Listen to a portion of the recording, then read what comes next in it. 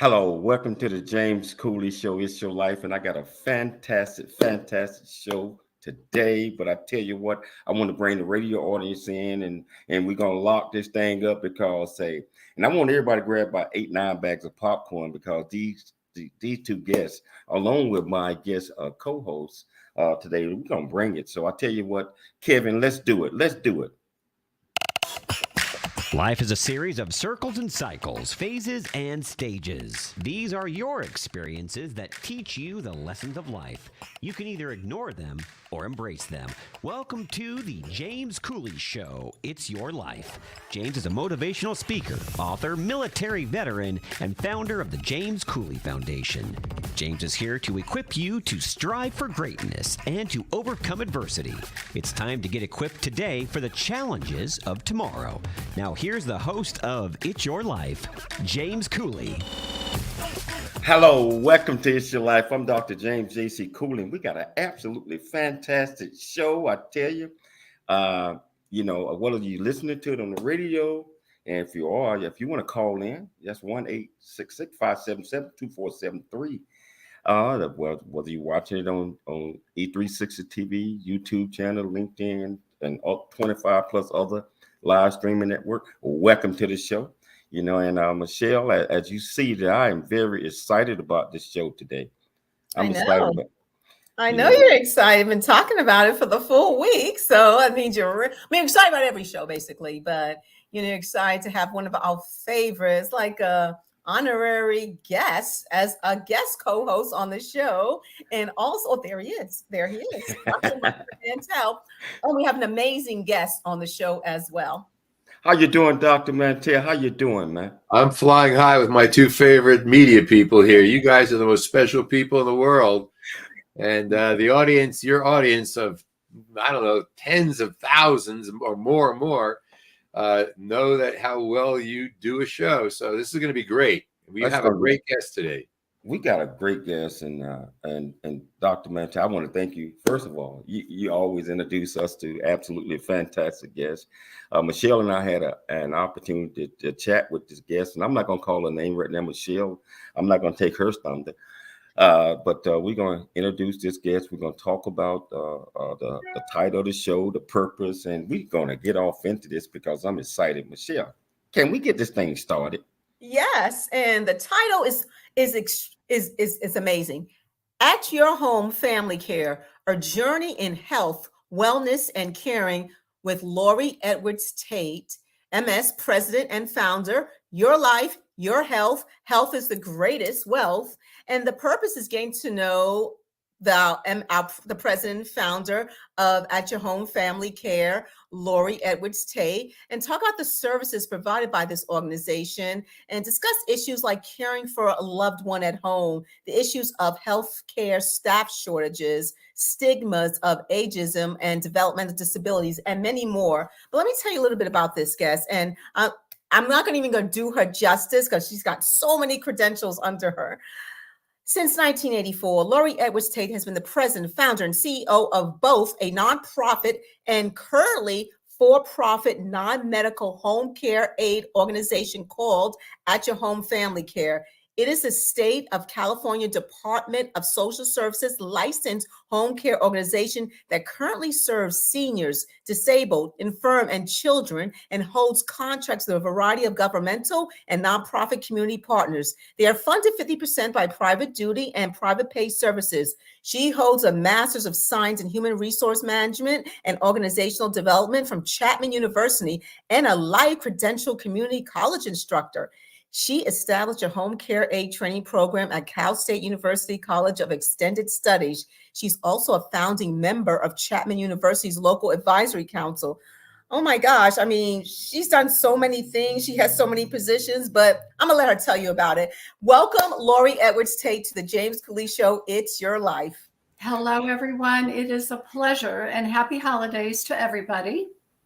Happy holidays to you, Laura. You know, I tell you, I've been excited about this show ever since we chatted, and just like Michelle said, you got so many titles. We're gonna let you tell our listeners and our viewers a little bit about that. But I want to congratulate you on being elected to the board of Palomar Healthcare District. So, congratulations! Thank you very much.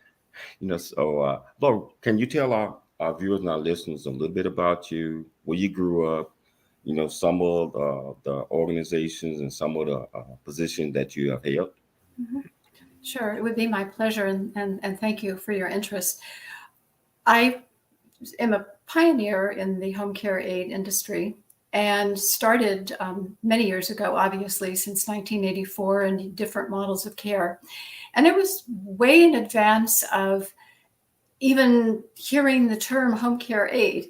So I worked a lot with the state association, first member elected to the CASA, our state association board representing the home care aid industry, and really promoted national accreditation, national training standards, way in advance of recognition for the importance of where we are today. The great need, the imperative need for long-term care in the home and community-based services to meet the growing need for the boomer population and also growing need for persons with disabilities and children with developmental disabilities. Wow, that's a lot. I mean, you know, so Michelle had mentioned that you know, you're in the profit, for-profit and nonprofit. How does that work? Well, I originally had the nonprofit, which is really exciting to me to make. I was very much part of the nonprofit sector. And then at one point I had a side-by-side nonprofit and for-profit. And then over a 5-year period of time, everything became the for-profit for a variety of reasons, supported by a board of directors over a 5-year period of time. What I feel really good about is at the end of the nonprofit day, we contributed thousands of dollars to our community, buying kitchen equipment for programs like Meals on Wheels. So it was in that change, it was a great feeling of doing everything the way that was proper for us to do and also contributing to our community. Laurie, if I might, I just say hello, first of all. Hello. I know Laurie very well. She is a very esteemed, twice now elected official representing the Palomar Health Board District. Laurie, the health care field is changing so rapidly. We see patients talking about not getting the care they need, not being able to get in. Doctors are complaining that the institutions for which they work aren't really caring for them. You are at ground zero. Can you talk a little bit about what's going on in healthcare today and from your perspective? Well, it's pretty dynamic, I must say. And I think that those concerns and issues you addressed are legitimate. I am not so sure we have all the answers we really need at this point in time. And we're undergoing massive social change, which is really impinging upon our everyday life, how we do what we do, and how we care for other people. The difficulty we're faced with is that it's all converging at the same time, which is disturbing to me because some of us have been working a long time on avoiding this crisis. I felt that training and education was a very good way to go to avoid that. Hospitals at large are also experiencing staff shortages. Lots of change there, lots of shifts from hospitalizations to more outpatient procedures. And we even may be doing more than we were doing before, but then everything shifts to reimbursement. So one could be doing a lot more, but getting reimbursed a lot less. We're seeing growth in the Medi-Cal sectors across the board in healthcare. My organization has a very small new contract within one of those state segments. The money is federal, but it goes down to the state level, providing for the Medi-Cal population through a major healthcare provider. So what we're doing is we're seeing, by 2030, every baby boomer is going to be 65 or older. We're seeing more baby boomers than people 18 years of age or younger. So we're seeing a collision of a social dynamic of the ages out of whack, so to speak, with meeting the needs that we have in our everyday life. So, being a part of that is my purpose, I feel. Being a part of that understanding is very much a motivation and why I continue the work that I do. Wow. So you're right. And you hit it on the nose about the baby boomers, becoming over 65. I'm one of those. I tell you. We won't tell anyone, okay? Just between us. We'll just keep. I tell you, we're gonna take a station break. We're gonna take a station break, but you know what? I tell you, we're gonna come back, and we're gonna continue to talk to Laurie. And I tell you what, she's gonna tell us about her organization, a lot of things that they're doing, etc. And I tell you, if you want to be part of this conversation, all you have to do is call 1-866-577-2473. But we'll be back shortly after the break. There's more stories of greatness to help you overcome adversity coming up on It's Your Life with James Cooley. I never wanna leave. Yeah, I'm right where I wanna be. It's something you and me, and I can't get rid of this feeling. Just like a magnet, we're just like a magnet. The things we have can't be taken for granted. Now I know that it has always been you. I can't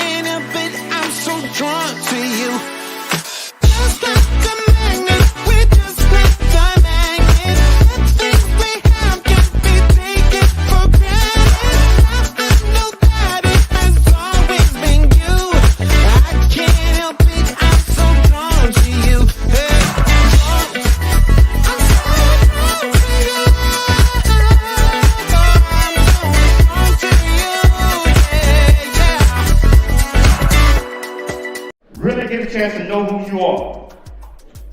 And once you know who you are, you truly know who you are, love who you are. Love who you are. You're a masterpiece. Love who you are. Love who you were born to be. Love me some me. That's what I'm talking about. When you leave high school, you gotta know today or tomorrow, hopefully today, what your plans are.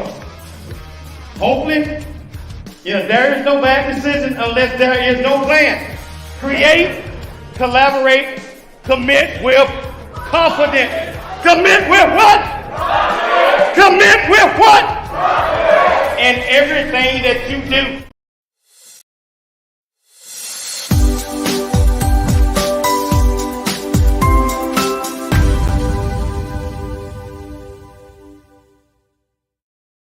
And Odyssey.com. Life is a series of circles and cycles, phases and stages. These are your experiences that teach you the lessons of life. You can either ignore them or embrace them. Welcome to the James Cooley Show. It's your life. Dr. James Cooley is a motivational speaker, author, military veteran, and founder of the J.C. Cooley Foundation. Dr. Cooley is here to equip you to strive for greatness and overcome adversity. It's time to get equipped today for the challenges of tomorrow. Now, here's the host of It's Your Life, Dr. James Cooley. Hello, welcome back to the James Cooley Show. It's Your Life, and we got Laurie here, and she's bringing it, and she educating us on things that I believe that we all need to have an understanding of, because we all have, it's either ourselves or we have loved ones or we have friends that are all going to need help, family care, a lot of different other mechanisms or health care that Laurie organization is providing. And I tell you, I can't wait to dig in deeper and find out a lot more about this. And Doc, what you think so far, Dr. Mantell? Well, I think Laurie's a terrific guest, and I think you're speaking about a topic that is so important. I just came back from the American Society of Hematology the other day. 30,000 hematologists, oncologists were there. Many of them were talking about end-of-life care, palliative care, assisted living, and so forth. And I was thinking how timely that we're having you, the expert in this area, on the show. There was another topic that they talked about. If we have time, we can address it. But I'm interested in you speaking about how families can begin to pay attention to the needs of older relatives who need this care, and how can they begin to connect with an organization like yours? That's a very good question, and it's a dimensional answer. A lot of it depends upon the socioeconomic status of the individual, what one qualifies for through special programs. We do a lot of work, for example, for veterans through the Veterans Administration, and have for years for the senior veterans, and also through programs such as Regional Center for persons with developmental disabilities. So, and then we have nonprofit partners who have state funding and other types of funding, which help pay for the services. So we have an abundance of different funding sources and different opportunities in the community. For those who are not able to access those programs, there is private pay. Some people do have long-term care insurance, and whether or not this particular level of care, which is the fastest growing in healthcare today, which is amazing to me, is sometimes or sometimes not something that long-term care is willing to reimburse. Can you bring it down to practical terms? Someone has a mother or father that needs care, whether it's Alzheimer's or dementia or physical difficulties getting around or other health issues that need nursing or attention or assistance. Tell me about what happens. So someone is coming to the house. How describe it to us? What I believe I'm hearing you say is, how do people access care? And then when they get the care, what is that care? Someone's coming into my home, helping dad or mom. What does that look like? Okay. Well, you're asking a question that has a little bit of dimension to it. First up, it depends upon the medical, mental, and physical abilities. And oftentimes it starts with the physician who will diagnose and say, where does this person need to be? Is it post-hospital? Does that mean the individual needs to go to rehab before considering going home? So a physician can play an important role there. Hospitals have social worker departments, social services, discharge planners that maintain a list, and they can offer that per geographical region of providers whom they trust. But what it really boils down to is assistance with the functions of daily living. How well can someone manage at home without assistance? Sometimes we have a complex issue. For example, to personalize it, my own mother needed care. She developed Alzheimer's and was in stage 2, and all the responsibility was mine.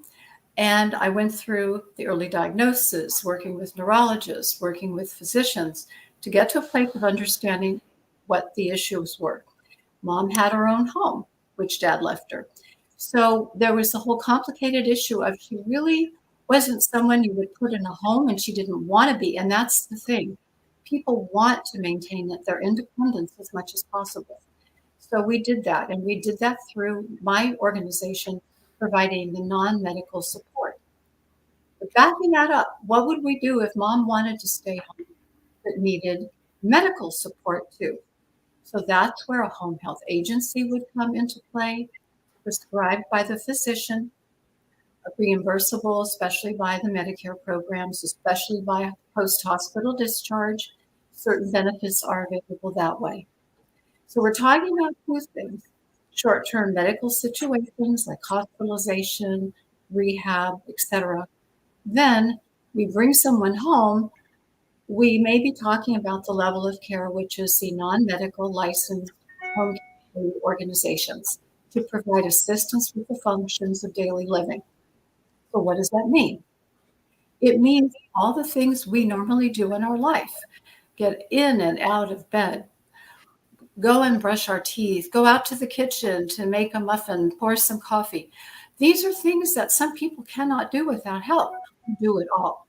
We have people in wheelchairs, people with walkers. So we need quality organizations who are licensed properly, with a workforce that is properly trained, to work with families or work with the funding sources like I described. The funding sources will authorize how many hours of service is determined by social services. We must comply with those agencies and those authorizations. However, for the private market, it's a little more difficult sometimes because those families are literally on their own. So for every client, regardless of funding, we develop a very comprehensive care plan, very detailed, to even, do you have a pet in the home environment?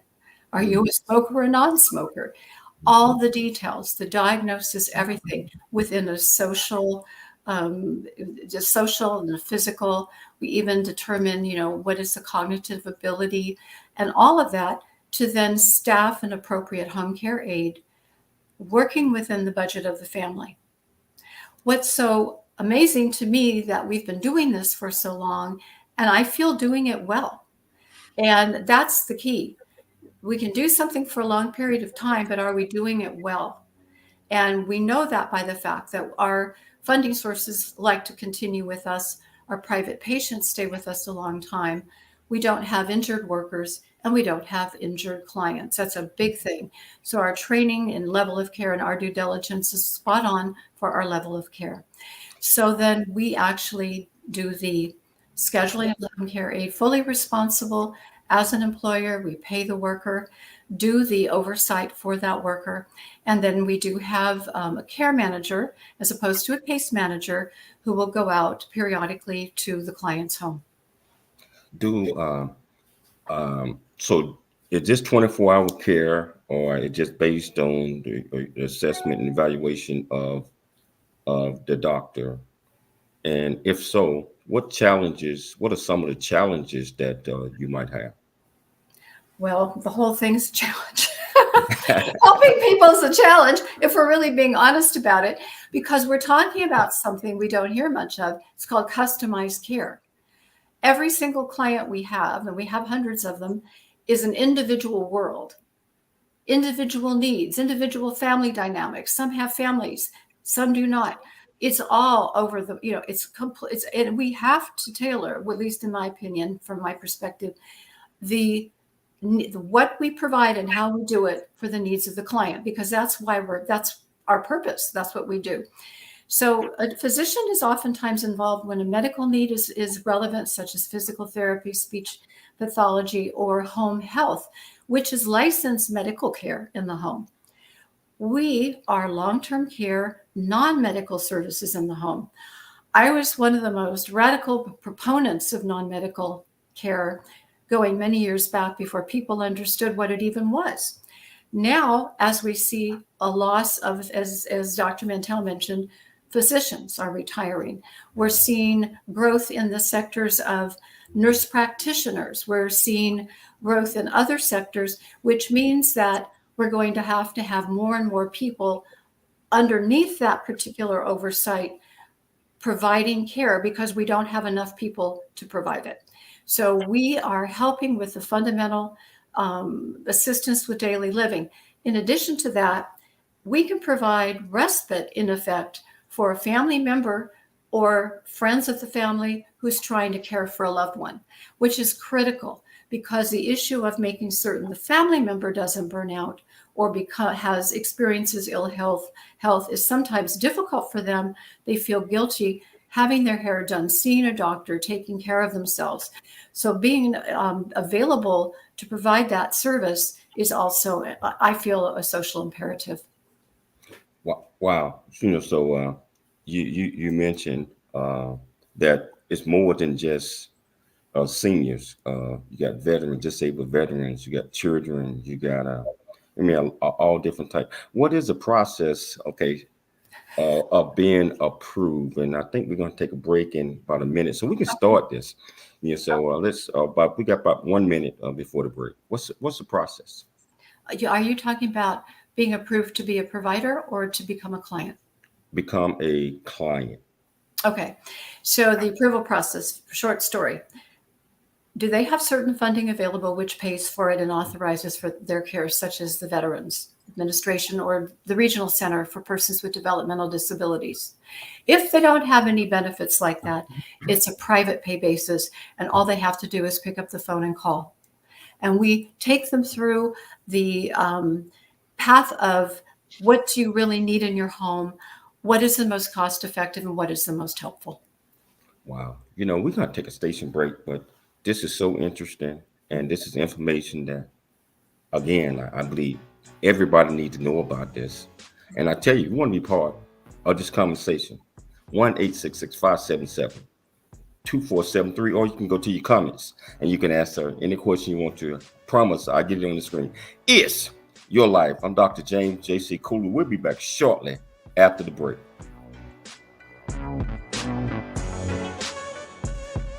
There's more stories of greatness to help you overcome adversity. Coming up on It's Your Life with James.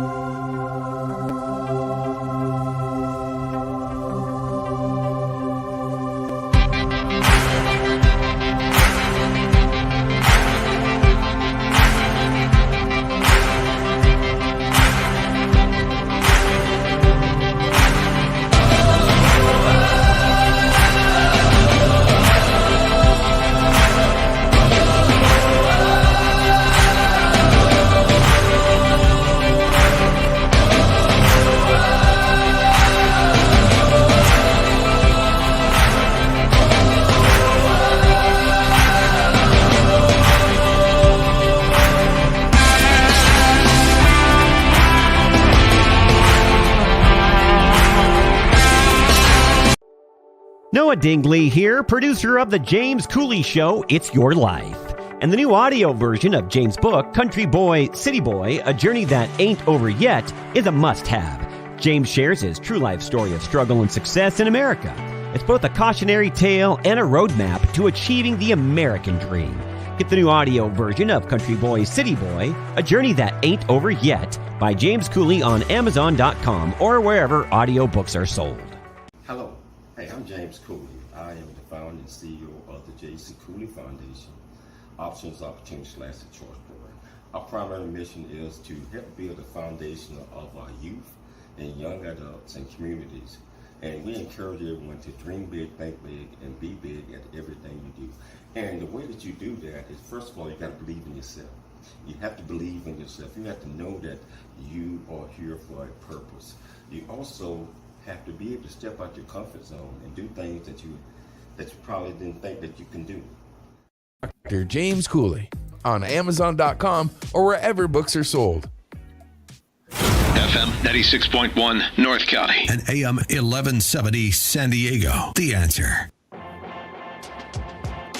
Life is a series of circles and cycles, phases and stages. These are your experiences that teach you the lessons of life. You can either ignore them or embrace them. Welcome to the James Cooley Show. It's your life. Dr. James Cooley is a motivational speaker, author, military veteran, and founder of the J.C. Cooley Foundation. Dr. Cooley is here to equip you to strive for greatness and overcome adversity. It's time to get equipped today for the challenges of tomorrow. Now, here's the host of It's Your Life, Dr. James Cooley. Hello, welcome back to the James Cooley Show. It's your life, and I tell you, this is a true education. And I mentioned about grabbing you 5 or 6 bags of popcorn. I tell you, I'm empty already. I mean, it's just that exciting, and it's going to even get better, because we got Laurie here, and she's bringing. We got my great friend, Dr. Michael Mantell. And I really appreciate you stepping up, Doc, and co-hosting this. Laurie, it's an absolute pleasure because our viewers and our listeners, they need to know about these things. Mm-hmm. And they need to know that it's not an easy process, mm-hmm. and that we all got loved ones, like I mentioned. Mm-hmm. So I know we started talking about the process, but when should a person consider? I'm talking about, I know that doctors are always going to give them the right information, but sometimes we are stubborn as, our parents or others get older, and we don't want to let them go or bring someone else in because we think that we can do it ourselves. And sometimes we can't do it ourselves. We don't know what we're doing. Yeah, can you talk about that a little bit? Well, first of all, my personal philosophy, this is not a professional one, it's my personal. I think every individual has a right to fight and a right to struggle with their own problems. I think that when it comes to family, that was the choice I made with my own mom. She was insistent about staying home. She would not accept 24-hour care in the home. And she fell and broke her pelvis and then ended up it was a very first-rate boarding care during the last 7 months of her life. So we all deserve to struggle and fight for our independence. On the other hand, when it gets to a point where we could be in a position to have a fall, or we're in a position where we could accidentally set the stove on fire, cooking something, or burning ourselves, or not being able to go to the restroom ourselves, or it would be dangerous to shower ourselves, that would be a really good indication that help is needed. I can't emphasize enough the importance of providing a break for the family caregiver to prevent burnout and to prevent harm, even family members trying to do more than they physically or emotionally can do. So part of providing relief that way too is a very important service while we watch the loved one at home. Laurie, I want to make a slight turn here. Yes. One of the things that I admire about you, and that tens of thousands of voters who have put you into office as an elected official on the Palomar Health Board recognize about you, it comes from a saying that I use in my work with healthcare, and that is, it's not what's in the black bag that is healing as much as it's what's in the heart of the person carrying that black bag. Now, I shared that at the American Society of Hematology conference this last weekend, and I looked around and I realized many people in the audience, there were 30,000 people in attendance, and I ran a 3-day physician wellness studio for this group. And I looked around at the people in the audience, and many of them didn't know what I was talking about a black bag. We're talking about young physicians, people who don't relate to that. I know that you do.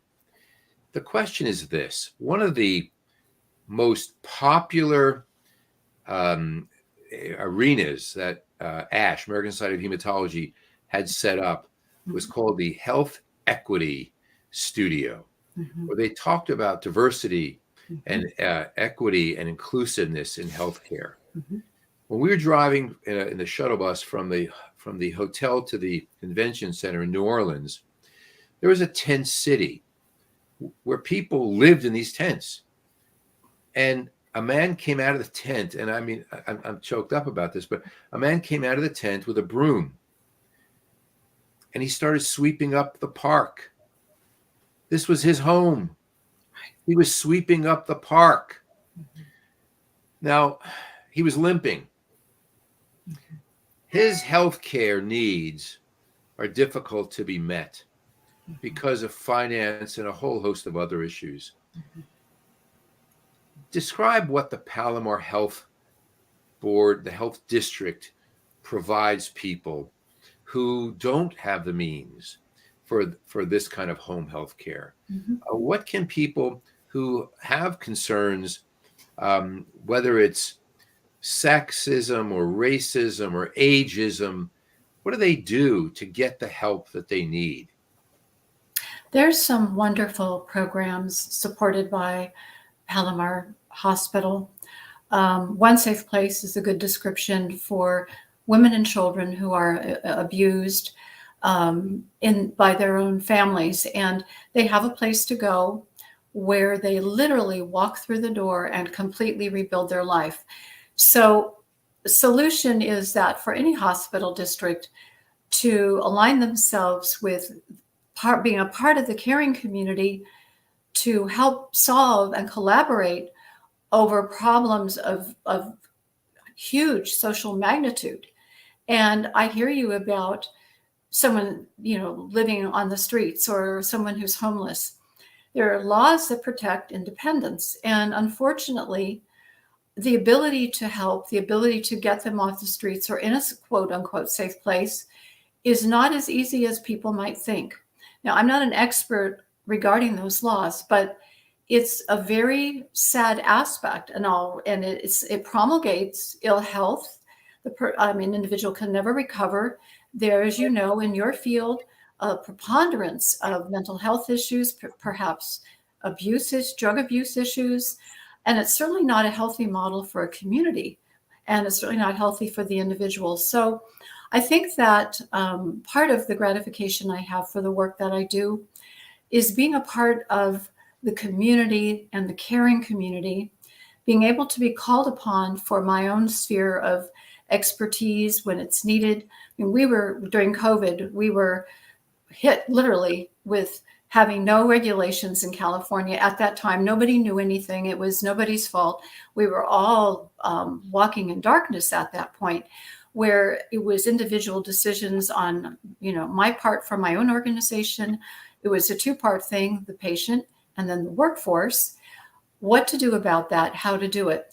And so there was the opportunity through some of our partners to give them the bad news that we could not come out during certain conditions and help, because being an employer means you cannot place a worker in a harmful situation knowingly, to a pressing social need where we had no rule book to follow to know what to do, which was extremely dangerous. What I felt good about was that in some cases, because of our collaborative relationships, the community, in my opinion, is everything from city to city, community to community across the country. We need that because that's what gets us through. We collaborate, we trust each other, we work together to meet the needs of the individual, each in our own way. I have a question for you. My answer. Yes. We talk a lot about the patient experience. Yes. We talk a lot about how doctors need to take care of patients and be compassionate and give patients time and help patients feel important and cared for. Right. I want to flip this around. Okay. From your perspective, Palomar Health District covers what areas in California? Just real quickly, so we make sure. Well, it's the largest district hospital in the state. It's throughout the San Diego region, and it's probably looking at between 600,000 and 700,000 households. Okay. Even though when people voted for me, it was my little zone. But now that I'm real again, and then I did my pledge, on Monday night, I'm representing my piece of that entire district. So it's quite large, a huge impact. What can we do to empower patients of all ages? But my concern is particularly older folks. What can we do to empower patients to help them get the health care that they need?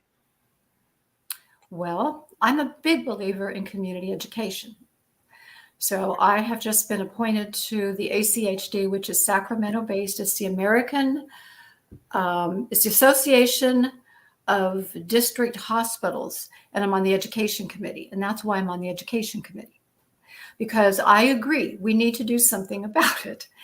We need to do something about the educational piece and how we convey who and what we are within our different spheres, whether hospice, whether home care aide, whether home health, whether hospital, about that very thing.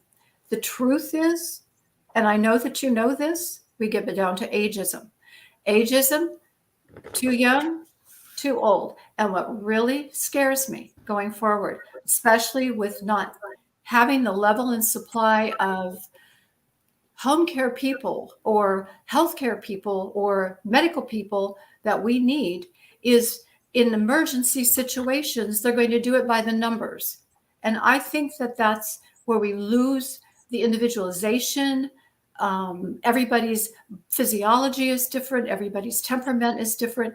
How can we treat someone, even under an emergency situation, based on numbers when so many of us don't fit within those cohorts? What do we do?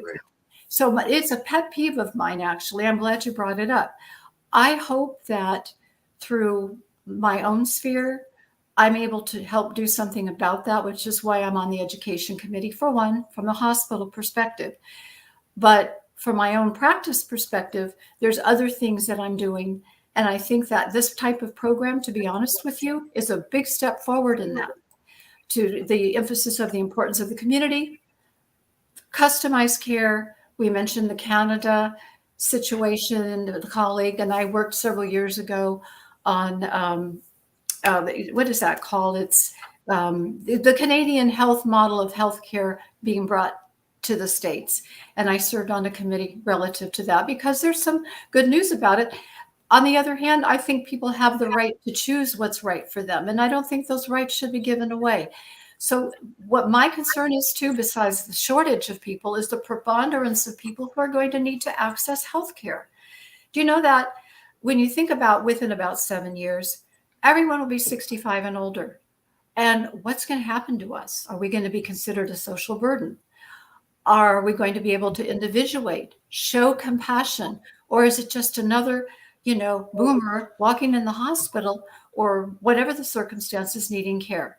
Hold that thought. Hold that thought, Laura. Because we got to take a station break. Hold that thought. I want to pick it up. I do too. When we get back, because it's a so I tell you what. Just like I said, she's putting it out there, and it's a lot of things that we're going to continue to discuss. So everybody stay tuned. We'll be back shortly after the break with some more Laura. It's Your Life. I'm Dr. James J.C. Cooler and Dr. Michael Mantell. We'll see you shortly after the break. There's more stories of greatness to help you overcome adversity coming up on It's Your Life with James Cooley. The J.C. Cooley.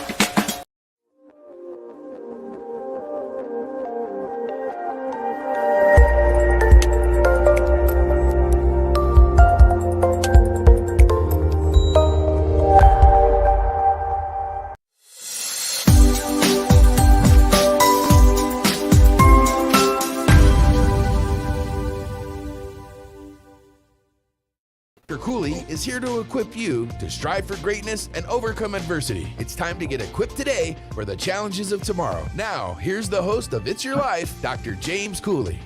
Hello, welcome back to the James Cooley Show. It's Your Life, and I'm learning so much. Just listening to you, Lord. Just learning so much about a lot of things that sometimes we think that we have an idea about, and we have no idea actually. And many times we need the professionals like your organization to come in and make sure that our loved ones, regardless of whether they're elderly, disabled vets or children, get the proper care that they need. And so I'm just so happy to know that your organization is doing all those great things. So I tell you, our viewers and our listeners, you want to be part of this conversation, it's not too late. 1-866-577-2473, or just go to the comments and ask Laurie any question you want to. I think Dr. Michelle Cooley got a question for you. Dr. Cooley? Yes, I'm back on this. I'm back on view. Thank you. Laurie, I have a question. So the staff, the professionals that do go to people's homes for at-home care for their loved ones, what does the organization do about, let's say, the staff if they have burnout issues? Let's say you have family taking care and they get burned out and they mean well. What about the professionals? Has there ever been a case where they get burned out? Well, it's a very good question. It comes to mind something I wanted to convey too. The ability to do what we do or how we go about it could vary from state to state. And I can speak to California. My organization is within the confines of the city and county of San Diego. So we have, even though many of our workers would be considered per diem, part-time, they like the flexibility.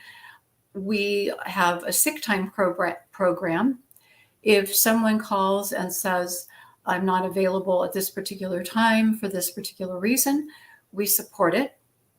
We have people from time to time, very few issues with COVID, but we're very meticulous with screening people.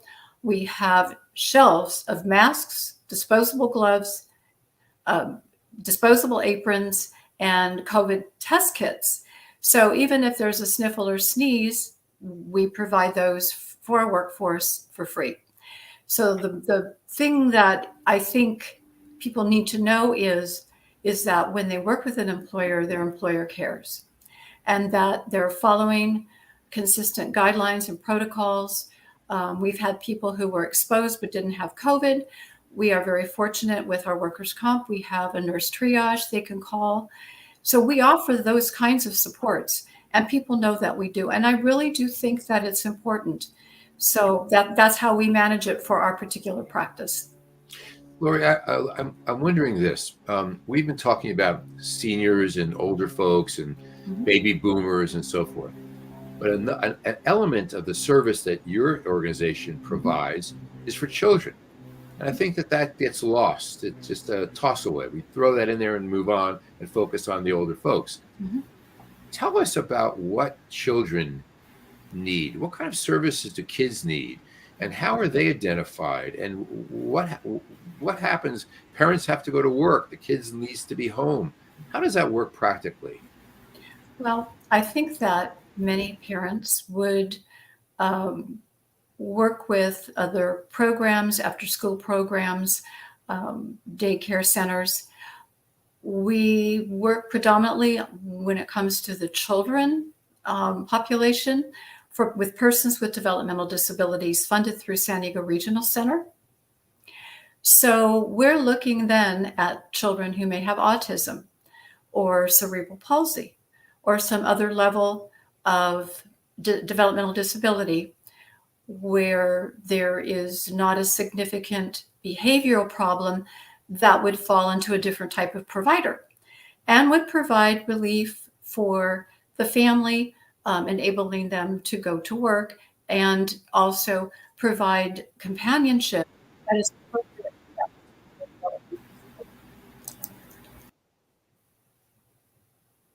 I don't know what happened. I hope we're still here. Doc, I'm here. Can you hear me? I can, but it seemed like we got cut off for a second. Yeah, so We got cut off. Laurie got cut off. Laurie, in terms of the training that the home professionals, the home aides get with kids, is it a different level of training? Is there more concern about child safety that we see?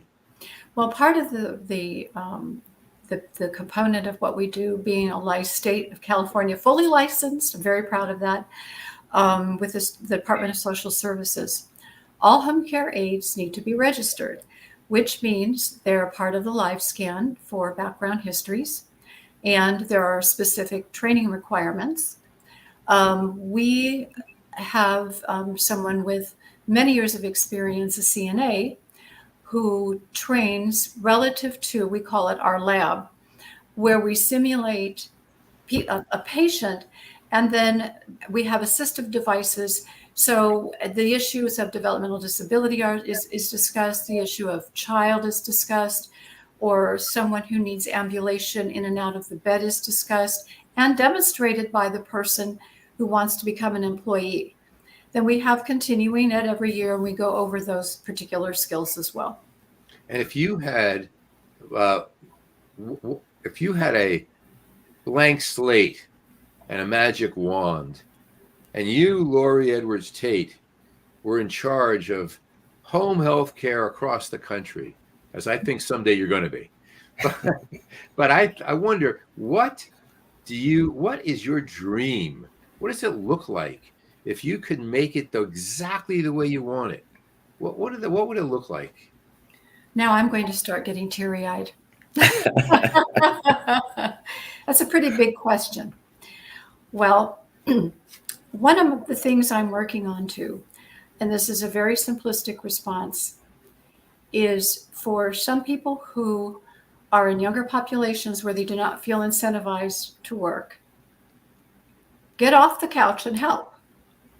I almost want to have a lot of t-shirts, get off the couch, help other people, and create a whole thing, which I'm actually trying to do. And I can talk about that if there's time. So I would change perspectives about basically getting off the couch, purpose, the things that JC is so well equipped to talk about, realizing that we're here for a reason, for a purpose, to help instill that sense of find your place within that spectrum to help.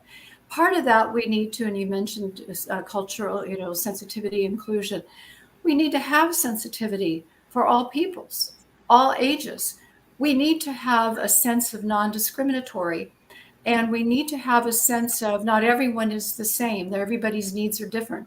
So unless we get more people to do that, I'm afraid we're going to have a very difficult time being compassionate and helpful, because all I can see, and I know this with my own staff, burnout. From the standpoint, everybody's trying to do more than they can. The physicians in hospitals, if they've been there a long time especially, go the extra mile, do these extra things. And it's a very stressful environment. And it's to a point where I think it damages them. To me, it's a risky situation, and I would deal with that. I think we need to stop where the root of the problem is, and it's our societal attitudes about getting off the couch, for one, and our perspective on other human beings, the other. And I think that would be one major thing I would do. And then look at how we can better integrate programs to be more seamless and customized for the client, and bring in some of the aspects that you believe in and advocate for, the issues of compassionate care. But we've got to educate people starting at the bottom, give them ways to rise up in the healthcare or helping professions, where it becomes an integrated educational system to do that. So it's two-pronged. It's educational and it's healthcare system itself. wow, you hit it on the nose. And we're down to the last 2 minutes of the show, and so it's Oh what and this is so great. I wish we're gonna do part two. no! I do too. We're gonna have to do part two of this, but Okay, real quickly, anytime. real quickly, how has at home family care changed you as a person? At your home family care has changed me considerably. Because when I started, this was not my first rodeo in terms of being an entrepreneur. I believe in the business, being a small business. And I started when only a few 100,000 women across the country were in business for themselves. To me, it's never been about the money. It's been about the purpose. So it doesn't matter to me if we're not a big international corporation. What matters to me is I'm a native San Diegan and I want to take care of my people. I want to take care of my family. I want to be part of the caring community. And I feel that we've succeeded in doing that. Now I'm losing touch with the question. What's that thing you want me to get to again? Well, first of all, I want you to get to tell people how they can get in touch with you.